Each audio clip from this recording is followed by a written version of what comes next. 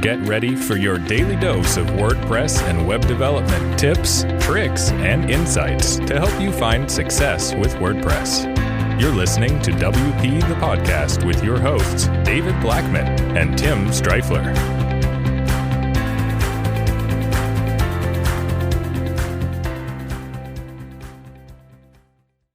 Hey everybody, welcome to another episode of WP the Podcast, brought to you by WP Gears. I'm David Blackman. And I'm Tim Streifler. Today, in episode 633, we're going to talk about how to prevent WordPress comment spam.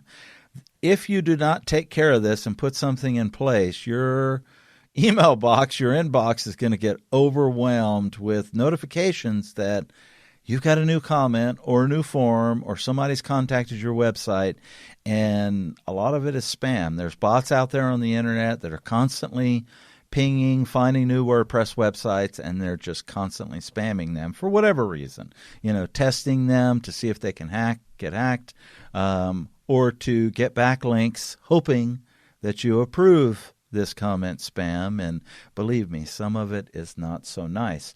Before we dive off and let Tim, we're going to give you a few different ways that you can help protect against that.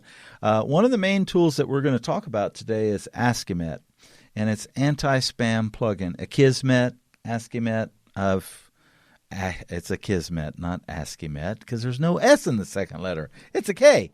I want to give you some stats. It's currently active on over 5 million websites. That's huge. That's a lot of people using it. We use it. I'm not sure if Tim uses it. We haven't talked about that. But basically the way that it works is that a visitor submits comments to your blog. Your blog runs each comment through Akismet, and then Akismet tells your blog whether it's ham or spam. And you get to choose whether or not you're going to, what you're going to do with it and stuff. So, Tim, tell us a little more. Yeah, and I do use Akismet, and we highly recommend that you put it on every site you build. It's free. There's no reason not to use it. It basically is the type of thing that gets, the more websites that use it, the smarter it gets. Because basically, if a comment is spam and I mark it as spam and I have Akismet running, well, it's going to tell Akismet that, hey, this IP address is a spam IP address. And so then it basically makes their spam detection smarter, because it's saying, okay, well, if these IP addresses here are the spammers, then we're not going to let any comments come through at all to any of the sites using Akismet, because we already know it's spam. And so rather than you having to detect spam on an individual basis, it's doing it on a huge global scale with all of these websites. And so it's becoming a spam detection wizard, and can detect it so that you don't even have to look at it and mark it as spam. And so that's kind of quick run through of how it works and everything. And so, yeah, that right there for most websites will be the first and last line of defense in terms of comment spam. And that's all you really need to do. Now we have a couple other points here, depending on your site and your blog.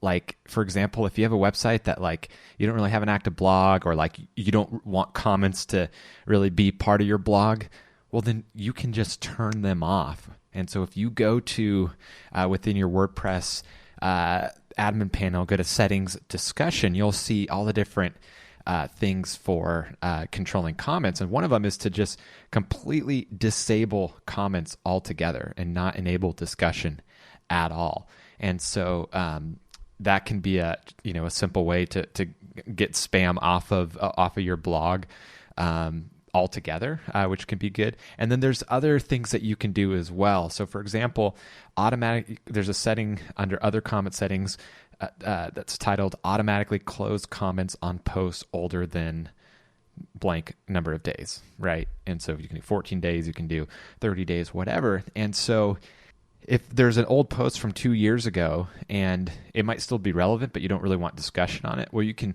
have this happen. And so then you don't have to worry about posts that are super old getting, comments from spam bots or whatever. And so I happen to know that Elegant Themes uses this on their blog. They have such an active blog with years and years worth of content. And so they automatically close comments on posts older than a set amount of days. I can't remember. It might be 30 days or it might be longer than that. And so you can't go to a post that was written 2 years ago and comment on it unless they've individually allowed that post to open up comments again. And so, because you can control it on an individual post basis as well. Man, that could lead to a couple of more future WP the podcast topics, Tim. Yeah. Should you or should you not do that and stuff? So, yeah, I think it's great. I personally don't, because I get posts on or I get comments on posts from several years ago, and I welcome it, and I keep those posts updated. And so, I get real questions from real people, and it's rarely ever spam. And so I like having the discussion. But yeah, we could do a whole nother episode on that. Plus, the SEO value of comments is huge. So engagement on your website is a big deal for algorithms with search engines. So, yeah, but when you become a top 100 website in the world like elegantthemes.com is, maybe you don't worry about the engagement so much and stuff. So, all right, tomorrow we've got another great topic. Episode 634, contact form emails aren't sending, or they're going to spam. What in the heck can I do? We're going to cover that tomorrow. Tim, until tomorrow, we'll see you then. Take care. Bye-bye. We've come to the end of today's episode of WP the Podcast. Join us tomorrow for more daily tips and strategies designed to help you run your WordPress business toward success.